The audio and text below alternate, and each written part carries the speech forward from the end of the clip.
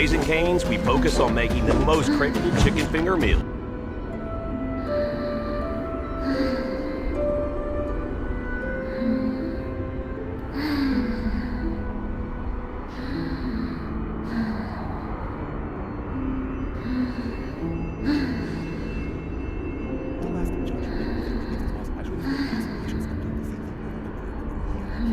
Back into the boss guide for Silksong, and I'm going to be showing you the simplest way to deal with this annoying boss, and you know how this goes before. The last judge. The only thing that makes this boss actually difficult is patience and doing the same thing over and over and over again. Hey guys, it's Sebastian back into the boss guide for Silksong, and I'm going to be showing you the simplest way to deal with this annoying boss, and you know how this goes before I think about asking you to click that like or subscribe button for me, please. Allow me just to from the please. Let's get into this. And the boss fight itself. Now first we're going to be pausing and explaining a few things. Now he has his tells. Now you can tell by these tells, funny enough, which attack is going to be coming. When you see this leg go backwards and his shoulder go up, it only means one thing. It's going to be chucking this thing, and your instinct is going to be telling you to put as much distance between you and the boss. Instead, what you should do is stay close to the boss, hit the boss, and then jump when he pulls it back, because this is where you're actually going to be getting hit. And this attack becomes incredibly annoying to deal with later when this thing is going to be exploding. So it makes sense that you're here next to the boss instead of here, and maybe even sandwiched against the wall even though you can jump off of it. Now here, I still wasn't doing that, but this is the best way to actually go on about it. Now another tell of his is going to be squatting. Now when he is squatting like this means the spinning attack is going to be happening, and this is probably his most dangerous attack because all of these other attacks you can kind of use against him. So when he's squatting, put enough distance between you and him, just like I did it there. And then for the jumping, you always can get behind him or even next to him, because it's very, very easy to get there. For this first phase, I recommend that you keep punishing him with charge attacks, and that's going to be absolutely amazing. And because it's very, very easy to get there. For this first phase, I recommend that you keep punishing him with charge attacks, and that's going to be absolutely amazing. And then the phase 2. Guys, this thing lasted 6 minutes. This is what I meant by, well, having that patience. Now you notice that I did leave that cocoon over there to recharge when I needed it, and that's gonna be something that maybe you should consider as this little strategic option for your healing. Now another attack when he does this is gonna be a dash attack, and you need to be just landing between these little fires. Often it's going to be the jumping attack, but now instead of staying close to him, you need to be jumping so that you can avoid these fires. I always jump and maybe sometimes hover a little. You're gonna have to make the call if you notice that maybe you jumped a little bit too soon. Luckily, we have that drift that can mitigate everything. Once you're in the air, you can always keep hitting him a little bit. Now when you do stagger him like this, always consider, is it better to maybe keep attacking or just maybe healing? Now this attack, this doesn't need any type of explanation. You're going to be again positioning yourself between the fires, and that's going to be it. Now it all comes down to repeating these things over and over and over again. It is an extremely repetitive, tedious boss fight where your patience is going to be your worst enemy, and that is what makes this boss fight hard, because this, you know how to deal with each and every one of these attacks, but it's the patience that gets in the way. And after you have done all of this for the upteenth time, it is time for the end. Guys, the end can cost you everything. I actually was fortunate enough to finish this with enough HP so that I can show you what happens and just risk it all. Once you beat him, you can actually still lose, because this guy starts a self-destruct sequence, and if caught and you have a little HP, he can still take you with him.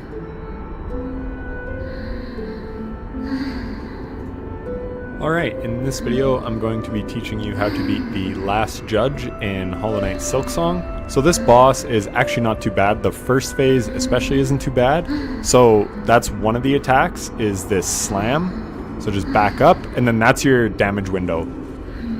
There, I was a little late, but you can see me doing my silk weave, because you can get good damage doing that. So here's the next tell. Soon as they start kind of winding that up, they're going to do a whirlwind attack with their bell or whatever. So I got really lucky off the start. And then they do this bell throw. So there's two ways to deal with this bell throw. I would always just get out of the way, because I didn't want to get hit by the whirlwind either, and I didn't want to have to pay attention to the tell. So you can outrange it, but if you recognize the tell early enough and you know it's not going to be the whirlwind, you can actually stand here, get 1 or 2 hits in, but they pull this back, and you need to jump out and over the bell before they pull it back. Watch. When they whip it back, if you're standing there doing damage, it's going to hit you. So like I said, I would always just bail and live to fight another day, and then this would be my damage window. And then there, winds it up so I get out, then another slam so I get in, try to do my silk move. There, the timing can be pretty tight. So we're already through the first phase. So the second phase is where stuff gets tricky. I do want to point something out here though. This boom will hit you if you're standing there doing damage, or at least if you're too close. Maybe there's a range where you can actually deal damage and it won't hit you, but get out before the boom happens. That got me one time. So then they do their wind up again, and you can see I do just miss it here. And now flames are going to come out. So you just have to avoid the flames, they dissipate. Now it does this slam attack. So you want to get under this slam. So always go under, so counter to the way the boss is going, and then jump up because the the floor lights on fire. And then get close because that's your damage window. Luckily I get a stun, so we get our silk weave in again. And then there you can see I didn't go counter to it. So it also has a long leap. That wasn't the same as the slam leap, that's a long leap. And then it's got this rush attack. So you're going to jump the rush. When it puts its bell back and it glows orange, it's about to take off. So you just jump, and then you have to land between these. That's the tricky part. And then there, I meant to throw my ranged melee, and I wound up just hitting R1, so I used my silk, so that was really unfortunate. I get out, so I have the fan blades. So there, I get 3 hits, and I have the poison, which is from the mission where you got to get those 6 purple flower things. So if you do that, you can actually do some damage over time, which is probably helpful because this boss is tricky in the second phase to get damage windows in on. So there, again, came at me, so I duck under, I jump, and then I could have done normal damage. I don't know why I did that. And then there, I float too close, and I get hit by the boss's hitbox. That was extremely unfortunate. It winds up, I back up. It's doing the charge attack. Missed the flames. There I had put my little trip mine out, but it missed. There again on that long leap, I should have ducked under. I get back. I was just really scared here because 1 hit and I'm dead. Because this boss hits for 2 like most of the bosses in this game. There again you can see the charge coming. So yeah, I'm just really trying to play so that I can just get damage in when I can. And then here I get very lucky that that misses me. I actually don't know how that missed me. I literally don't know, but the bell so that I can just get damage in when I can. And then here I get very lucky that that misses me. I actually don't know how that missed me. I literally don't know, but the bell does an explosion here, so you have to get away from it. So now we're chilling. And that's also a heal window. When those flames are coming, as long as you're between them and far away and they're not going to float into you. So now I was able to get a heal off. Now I can play a little more aggressively. The slam. So you also can outrange the slam. Like I said, run counter to it, but you can run away from it that way as well. And yeah, use your ranged options. They're very handy in this fight. I mean, the trip mines weren't doing anything for me because the boss wasn't running into them, but yeah. Here comes the charge, avoid the flames. And yeah, I'm just chucking out my melees as much as I can, my fan blades. Because, like I said, this boss is hard to get damage in close up. Now we get a stun. I get a bunch of hits in. And now my silk is full. And now this is phase 3. So it does this big wind up, but there's a whole bunch of flames that you have to avoid. So I do a good job here just avoiding them all. Again, using lots of my ranged knives. Definitely take advantage of those in this fight. There, that was bad floating. I could have floated closer and actually done some damage to the boss. And again, you can also outrange that charge attack like I did there. So again, we're using our blades. There, I could have got more blade damage in. That's the best one. When it does the slam, you can get 2 hits in easy. And then there, again, I floated too close. There, as I was saying, that can hit you.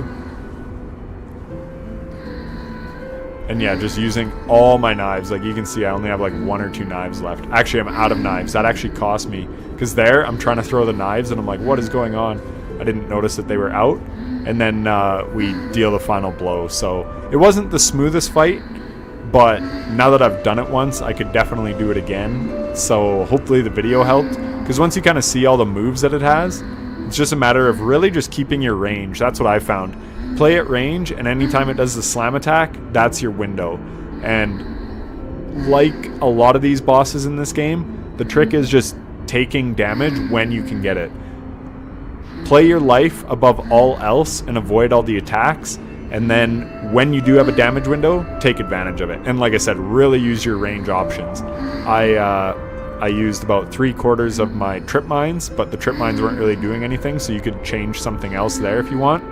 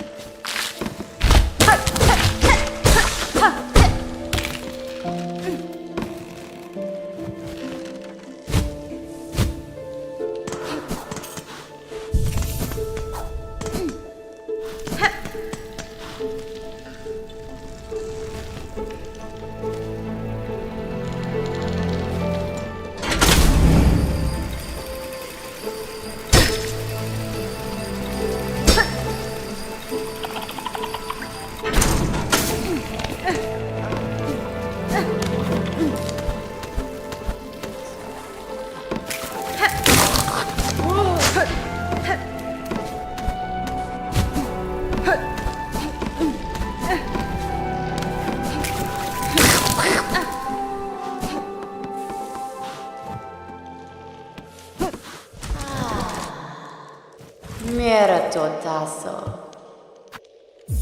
Smalon.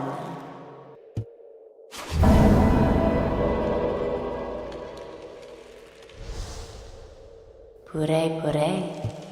Koska.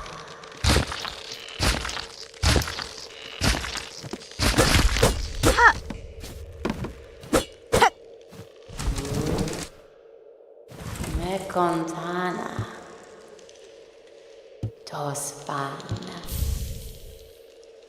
Smalon. Smalon.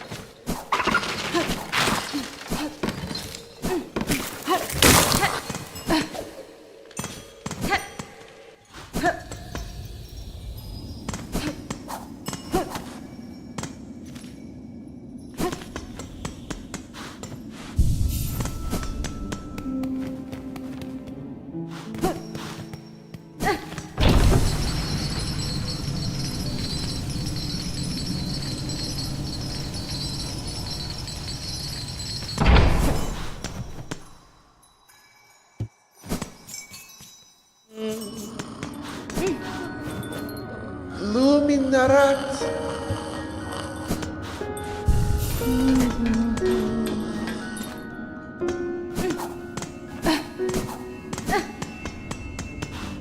Era!